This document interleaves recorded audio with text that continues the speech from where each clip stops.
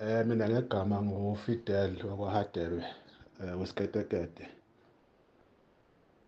Ngiwumuntu nje onogqozi maqondana nezinto zomlando, ikakhulukazi umlando wamaHlubi. Ngiyaye ngibhale-ke kakhulu, ikakhulukazi ngeqhawe lesizwe samaHlubi, uLanga Libalele uMthethwa.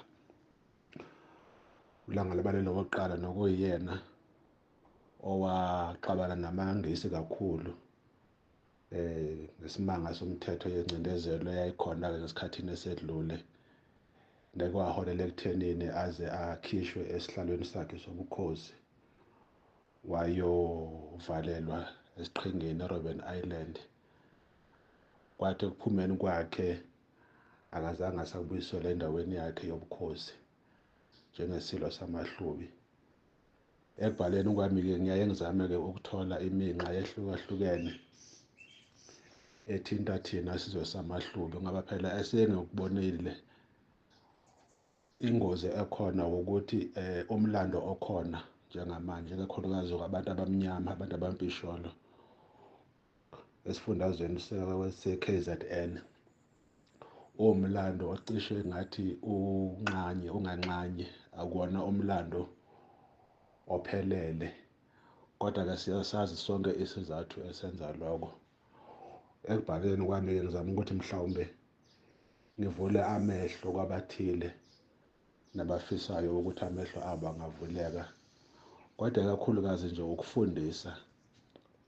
Ucwaningo lami nokubhala kwami akuhlasele muntu, ukuvula amehlo nje esizwe sonkana, ikakhulukazi nesizwe sethu thina maHlubi, igenge entsha esakhula ikhule izazi ukuthi iqhamukaphi, ikhule igenge entsha iwazi umlando wayo, ikakhulukazi igenge entsha ikhule nje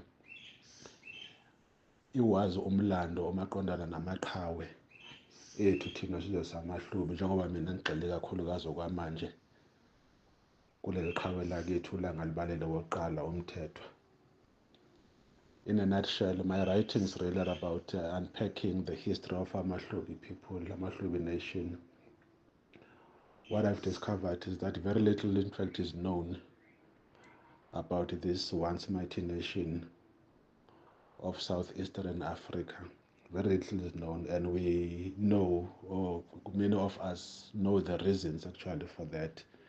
The history of amaHlubi has been suppressed for many years, leading to this distortion that is engulfing the amaHlubi nation even now. If you look, for instance, at the current legal struggles that amaHlubi are waging around the recognition of their kingdom. So my writings really are about to correct the historical inaccuracies that have to do with amaHlubi, but other nations as well in the kingdom of KZN.